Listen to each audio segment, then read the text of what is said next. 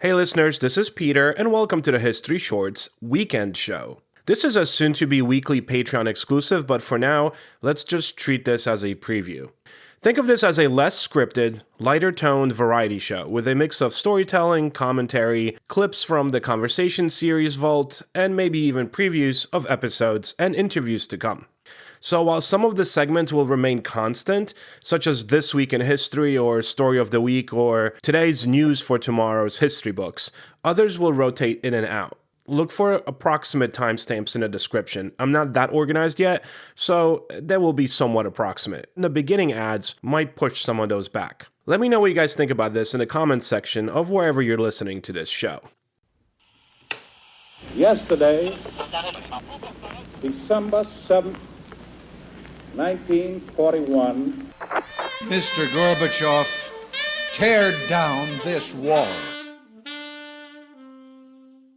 This Week in History, November 23rd to 29th. 534 BCE, we have the first recorded Roman gladiatorial games. These were held in honor of the dead and not for entertainment, which is quite interesting. In 1876, Boss Tweed is captured in Spain. New York's most famous political machine leader tried to flee in disguise. You could find an old episode of that somewhere within the History Shorts episodes. In 1963, this week, Lee Harvey Oswald is shot by Jack Ruby, live on national television, an unprecedented moment. And that's because the week before this, obviously as you guys know, President JFK himself was shot, supposedly by Lee Harvey Oswald. In 1924 this week, the Macy's Thanksgiving Day Parade begins for the first time. Originally, it was known as Macy's Christmas Parade, and it had zoo animals instead of balloons. In 1972 this week, Atari releases Pong, the game that launched the commercial video game industry and changed leisure time forever. Today's news for tomorrow's history books. For the first time, federal and state governments are drafting laws requiring clean labels on AI-altered voices, also deepfake videos and synthetic campaign messages. I think historians will look back on this moment the same way that we now look back on the early days of radio or television regulation, kind of like a turning point when society realizes that a new technology could influence democracy much faster than the laws around it. It's not about the technology itself, I would say, but about trust, how voters decide what's real, who is speaking, and whether the information that we are seeing is actually authentic. In 50 years, textbooks might, as is the point of this segment, perhaps describe this debate as a moment when the rules of political communication were being rewritten for the age of artificial intelligence. I am curious how this is going to shape up in, let's say, 50 years. Short story of the week. If I told you that the first hack in history happened in 1903, you might imagine some guy in a bowler hat typing up into a steam-powered laptop. But that's really not the case. This is really a true story of how a famous stage magician hijacked a cutting-edge wireless message system live in front of the world's leading scientists. And the best part of it all is that he did it just to prove a point, perhaps even to himself, or maybe for a laugh. This is the tale of the world's first cyberattack, decades before cyberspace or internet ever existed. So let's look at the dawn of the 20th century, when the hottest technology on Earth was something called wireless telegraphy. Messages normally sent over copper wires could now be transmitted through thin air. And the king of this new frontier, Guglielmo Marconi, the celebrity inventor who would eventually win a Nobel Prize. By 1903, Marconi was promising that his wireless system was completely secure, impossible, he said, for anyone to intercept or interfere with. That was obviously a bold statement, bold enough that someone decided to test it. Enter Nevil Maskelyne. Maskelyne was a professional magician, part-time inventor, and full-time troublemaker.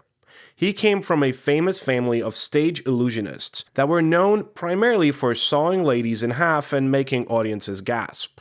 And for years, Maskelyne had been annoyed, or you might even say infuriated, by Marconi's claims that his wireless technology signals were unbreakable. You see, Maskelyne knew better because he loved radio, and he tinkered with radio equipment on the side when he realized that Marconi's system had one major flaw.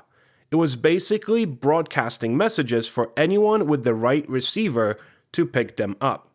So imagine someone today yelling, "Your passwords are totally safe," but really leaving the laptop open at Starbucks. Maskelyne took that personally. We don't know why, he just kind of felt like he needed to prove a point. So when the British Post Office invited journalists and scientists to London in 1903 to witness a demonstration of Marconi's secure wireless system, Maskelyne saw this as an opportunity.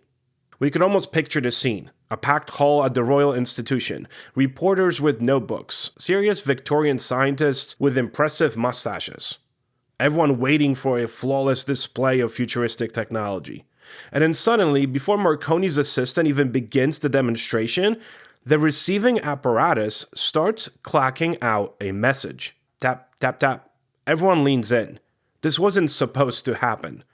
Then the message becomes clear. What it's saying is, rats, rats, rats, over and over again, over the entire hall. But it doesn't stop there. After a long string of rats, rats, another line prints out.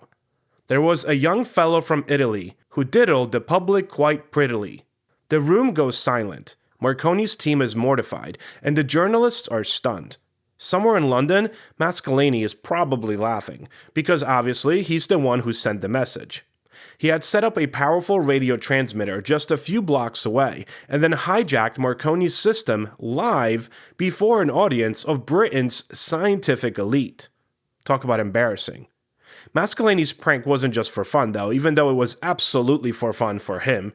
He wanted to show that wireless signals were not secure, and that anyone with a receiver could intercept them.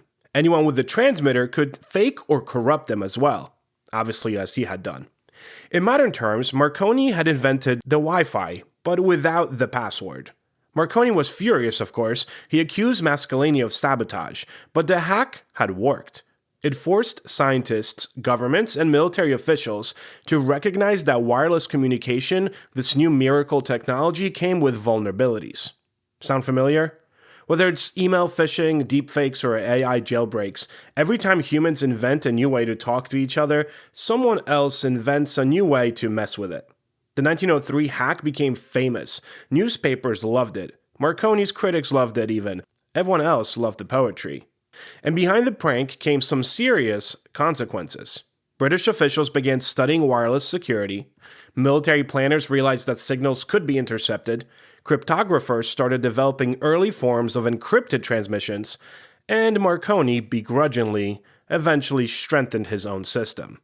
So Maskelyne, meanwhile, bragged for years about his stunt. Imagine telling people at dinner parties, "Oh yeah, I invented the world's first radio hack." Between, cutting women in half and other card tricks.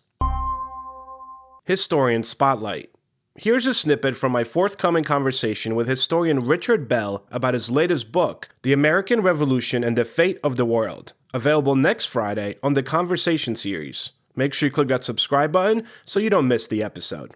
And you definitely point that out in the book, just by the sheer fact how many different languages the Declaration of Independence was translated to. Like, these guys were like, okay, send this out. Like, we got to let people know. This wasn't, we're going to keep it secret here and fight our little war. And this was like, let everyone know. Whoever hates Britain, like, if you guys need a friend, hop on board kind of thing. Yeah, the Declaration of Independence is a good example of that general point you're making and that the book tries to make as well. So we often think here in the United States, and I say we because I'm a US citizen, very proud to be so, that the Declaration of Independence serves entirely a domestic agenda, that it's to boost the morale of troops and civilians on the home front, and that by a mystical snap of the fingers in Philadelphia, it makes America politically independent. But you try snapping your fingers and wishing for something and see if it happens, right?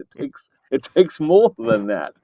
So scholars of the Declaration of Independence have been trying to remind all of us that the Declaration of Independence is in part aimed at foreign courts, the courts of Europe, to try to say, hey, we insurgents here in America, we're serious about this. We don't want to reconcile with Britain anymore. We're not seeking a peace deal and better treatment within the empire anymore. We are setting forth a vision to separate ourselves permanently and irreversibly from Great Britain. Will you please help us. The Declaration of Independence is in that sense a sort of, I'm going to try and use a football term, which is a British person is hard to do. It's sort of a Hail Mary. I was going to say, which football? Which football? Be careful, right? It's sort of a Hail Mary pass, right? It's trying to get Britain's geopolitical rivals into this ball game to give Britain way more problems than the Patriots can give them on their own. And so the Patriots do have the Declaration of Independence translated into European languages immediately. They do get it on their fastest ships that they can get to the courts of Europe. They do send it to their emissaries and envoys there. And of course, right behind that, those copies of the Declaration winging their way across the Atlantic to places like Versailles and Madrid, they've got Benjamin Franklin on a boat, a couple of boats back, right? Because they're going to send him to France to be their minister plenipotentiary, their chief representative, their chief lobbyist, really, for the Patriot cause. And he's going to spend much of the war in those courts, along with John Adams and John Jay and other A-team members of the Patriot cause. If you look where they're sending some of their top people, you can see that clearly they have their eyes on Europe and more broadly on expanding the board. For the good of the order. To wrap up our first episode of the weekend show, I want to turn to someone who spent most of his life trying to stay calm in a world that rarely allows it. The Roman emperor and Stoic philosopher Marcus Aurelius. I recently did an episode of Marcus Aurelius, and that's really because I'm currently rereading Meditations. It sits on a table by the chair I usually sit in myself for about 5 minutes or so as I wait for my 14-year-old to frantically try to get ready in time and not miss the bus. The one line that really stuck with me, which, like the rest of the book, he never meant for anyone else to read, is, "You have power over your mind, not outside events. Realize this, and you will find strength." Now, Marcus Aurelius wrote these words while ruling one of the largest empires on earth. He commanded armies, put down revolts, navigated plagues, defended borders, and dealt daily with political pressure we can barely imagine. If anyone had the right to say, "I can control everything," it was probably him. But instead, he said the opposite. He recognized something that history teaches again and again. Most of what happens to us is not really up to us. The events, the circumstances, the storms, those belong to the world. What is up to us, obviously, is how we respond to those and what we make of it all. History is full of people who faced chaos, uncertainty, even disaster, and yet somehow found moments of clarity because they understood this one truth. Think of Lincoln writing poetry to steady himself in the darkest hours of the Civil War. Think even of Marconi's critics in our story today, people who couldn't change the march of technology, but could influence how the world understood it. Marcus Aurelius reminds us that we don't need to master the world to navigate it. We don't need to predict tomorrow's headlines or control every outcome. We only need to control our mindset, the part of history that begins inside us before it ever reaches anyone else. So when we study the past, it's easy to focus on events, battles, inventions, movements, crises. But let's look closer, and history is really a story of responses. People choosing how to act in the face of what they couldn't control. Meanwhile, thank you for tuning in and spending some time with me as I yap on the internet, because that's basically what I'm doing. Have a restful Sunday and a great week, and don't forget to check out today's regularly scheduled episode.